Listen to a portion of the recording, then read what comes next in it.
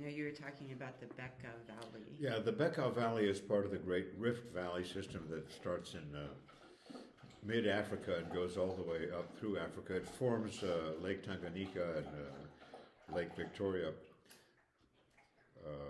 and has been used for quite literally tens of thousands of years as a pathway for early hominids and later Homo sapiens to travel north and south through Africa and right through Lebanon.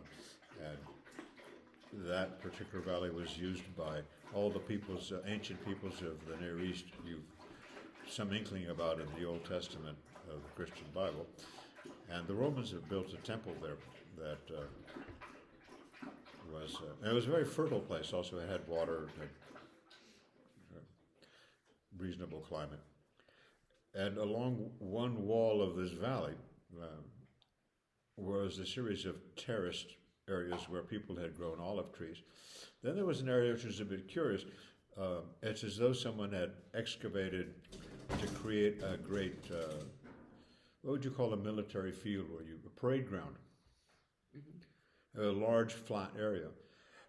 This had been done by the Romans using slave labor, which is not particularly astounding for anyone who's ever been to Jerusalem. There is a mountaintop that had been used by Jews defending the arrival of the Roman army. Megiddo.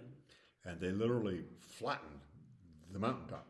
That was Megiddo, right? Today, I would have to check. Today you would use caterpillar tractor to do that, but it's amazing what some thousands of slaves can do if well pointed in the right direction by Roman centurions. But the curious thing about this parade ground in the Bekaa Valley at some height in Lebanon was that the trees there weren't going very well. And at the time I'd been going to a French Arab lycée in Beirut, and I spoke reasonable Arabic, so I asked the old man, who seemed to be the owner of the property, why the trees weren't doing quite as well as the ones nearby and adjacent to it. And he basically spat on the ground and said, "It's the goddamn 10th." And it turned out what he was referring to was the 10th Roman Legion, which had marched there from Gaul and had actually been in Britain for a while, all the way around across the Straits of Gibraltar, and had marched all the length of North Africa, and had eventually gotten to Lebanon. These were among the premier troops of the Roman.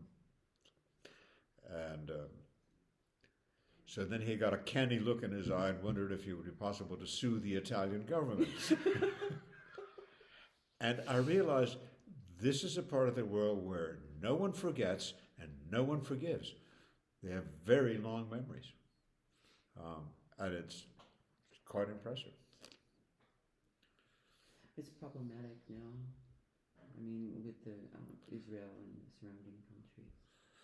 Well, also with modernity, people have gotten a more complicated and more accurate view of the world. I mean, they now understand there are people not like them who happen to be Japanese who happen to make a very good camera or a very fine car, like a Toyota, and that they shrug their shoulders and accept that is the way of the world, and that these are not people you could send your village with each with a rifle to in fact take over Tokyo. That's just it's not going to happen. Nor are you going to take on the Carabinieri of Rome during particularly rush hour traffic. You would get injured by taxi cabs and Vespas. But some of those folks are not stupid, and they're sometimes very wise and very intelligent people, but their knowledge of the world is very limited.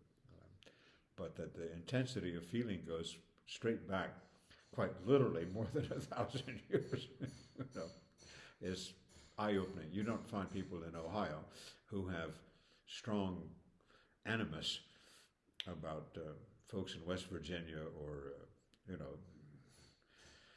Indiana, feeling that, they stole the river from us, we'll take it back someday. Har, har.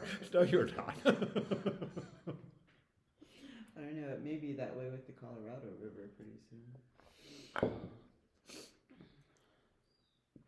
there's a very delicate political dance going on in the Colorado River, just a side issue, but it is that there are a series of contracts between the 6 states that and 40 million people who depend on the Colorado River, and they have agreed to how to divide up the water. The problem is now there's a great shortage of water, and they have to take cuts. And California has artfully described and discussed, and so far won the argument that somehow they should have very few cuts of acre feet of Colorado River water they get, whereas Arizona should have a 27% cut in water. This does not make the folks in Arizona happy. Meanwhile, those talks broke down recently, and the result was the Bureau of Land Management, that is to say, the federal government, has warned, if you guys can't get together, we will decide. And I think they should have actually been silent, because there are people, notably in Arizona and in Colorado and in Utah, who are delighted. They would like the federal government to, in fact, impose what the federal government believes is an equitable partition of the dwindling amount of water that remains. So then they could all blame the federal government. And I think at this particular time in our history, this is perhaps not the moment to have people terribly stirred up against the FBI or the Bureau of Land Management. Or the EPA. And so the result is there are people who are reluctant to agree with their neighboring 5 states because it would suit them just fine, where it's not up to me, the fucking feds, they announce this firman from the Sultan, and that's what we have to do.